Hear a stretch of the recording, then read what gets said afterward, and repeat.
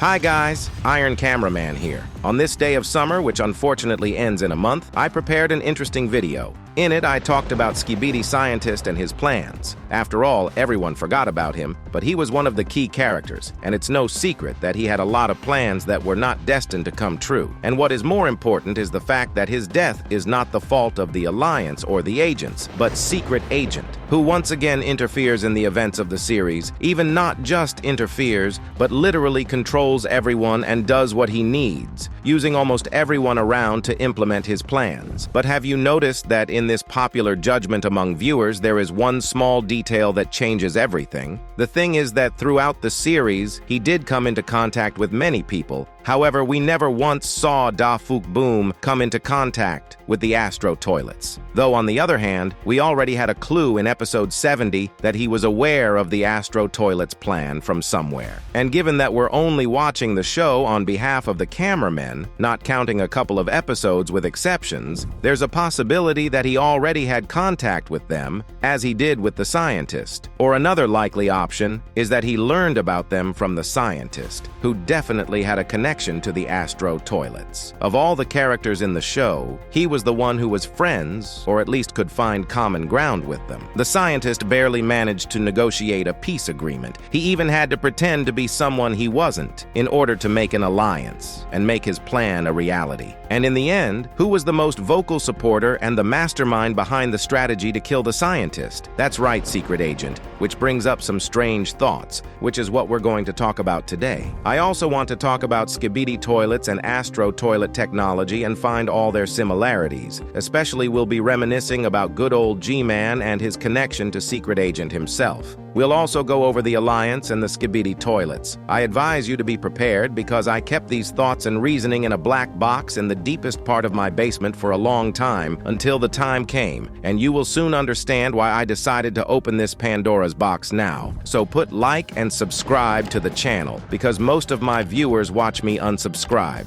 And if we can get to 60% of the people with subscriptions, I will release another video about the scientist, which will be a full dissection of him down to the smallest detail and even some clues that he may return to the series. Anyway, here we go. Just recently rewatching the series, I noticed something interesting. After episode 70, specifically after the death of the scientist, the Astro toilets launched a full-scale offensive, destroying everything in their path: buildings, cities, maybe even countries, killing both Skibidi Toilets and agents in the process. And I wondered why, after the scientist's death, the Astros decided to attack. As we've seen, they had enough power to wipe out all life on Earth and they would have destroyed it long ago. So their long period of inaction seemed strange. And then I realized that most likely the scientist was the link that kept the Astros going for such a long time. As proof of this, we can remember the document from episode 70. This document looked like some sort of treaty or agreement. Also remember the 60th episode where the Astro literally in the open decided to act themselves, but again they were prevented by the scientist, not allowing the death of G-Man, which makes the assumption that the scientist was holding the Astros back and preventing them from acting seem likely. We know that the scientist is not stupid. He has a brain that is developed both scientifically and strategically. That's why he was able to negotiate with the Astro, and not just negotiate, but come to a common agreement and save G-Man from execution. From this, we realize that the scientist may have already been familiar with the Astro before the events of the series, or was one of them. Now let's get to the point. You and I, throughout the series, may have noticed technology and abilities that are now exactly like Astro toilet technology. Let's start, perhaps, with the trivial. It's Skibidi Flash and Skibidi Rocket from episode 14. I mean, these are literally the first bids for super-fast Astro toilets, while the Flash themselves are literally the little Astros we saw in episode 76. They are very similar in abilities, design, and purpose. Also, laser weapons, claws, and more. I'd also like to remind you that the scientist created suits with red eyes to be more like Astros. But also on the document from episode 70, in addition to the scientist's red eyes, there was a halo behind his head, the same one that the Astro woman and some of the larger Astros have. So it seems that the scientist was really one of the Astro toilets, and that's why he was able to negotiate with them? let's get to the bottom of this. Before we continue, I wanted to ask you to ask me, Iron Cameraman, any questions you would like to ask me. I will select the best among them and answer them directly in the video. I will do something like an interview. So let's quickly go down to the comments and write your questions. All right, moving on. From all of the above, you might say, Skibidi Scientist is an Astro Toilet. But no, he never was. The scientist is a regular Skibidi Toilets. Many facts prove this. For one thing, he has normal eyes, not red like the rest of the Astro Toilets. G-Man could well have told about the technology he created, since he used to be one of the Astro commanders, as we know, and clearly knew more than the average fighter. Therefore, he could well share his knowledge with the scientist. By the way, you can tell here that G-Man also does not have red eyes, but blue ones. Yet he is an Astro Toilet. That's weird. Yes, but as we know, G-Man's status was taken away from him, and with it his technology and powers. So it's likely that the Astro energy was taken away from our G-Man, so to speak, and thus his eyes changed color to the opposite of Astro,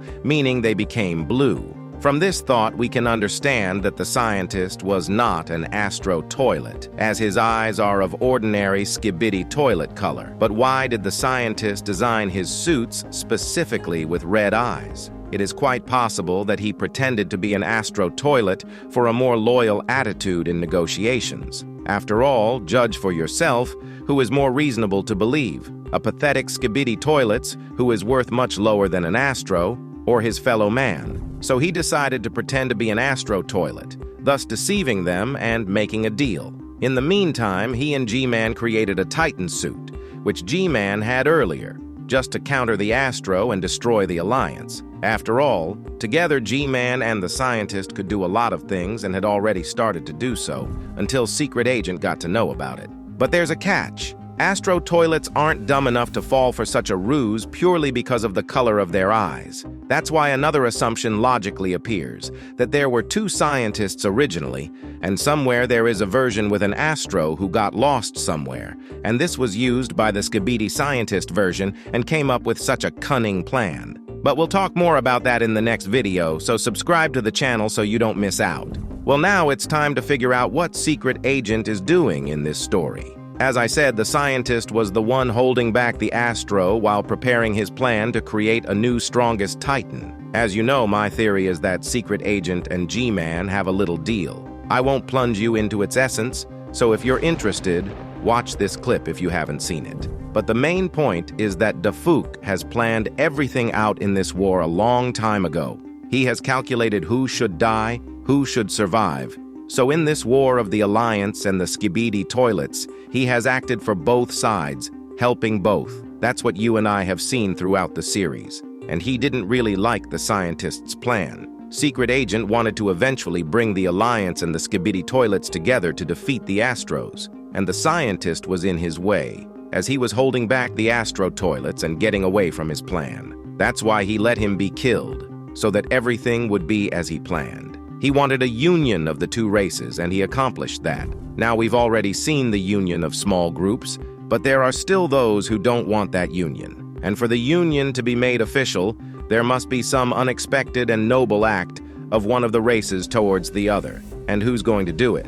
Our favorite G-Man, of course. Most likely, in the new episode, he will save the Titan Cameraman so that all the other Titans and agents will at least listen to his peace proposal. Especially, we know there will be Titans, and most likely G-Man in episode 77. Since the number 7 is literally his number, which Debunking didn't assign to G-Man on purpose. Or on purpose? Who knows? I've talked about the number 7 and how it relates to G-Man in other parses, so if interested, go ahead and look. But what about a full-fledged union? Most likely, yes, it will happen. But I have my doubts about the TV men. In episode 76, we saw the first serious aggression of the races towards each other. This could seriously affect the future of the Alliance. But for now, we should be happy that Titan Cameraman will probably be saved. By the way, on this occasion, my team and I have suggested how the rescue of Titan Cameraman might look like, and this is what we got. If you like or dislike this concept,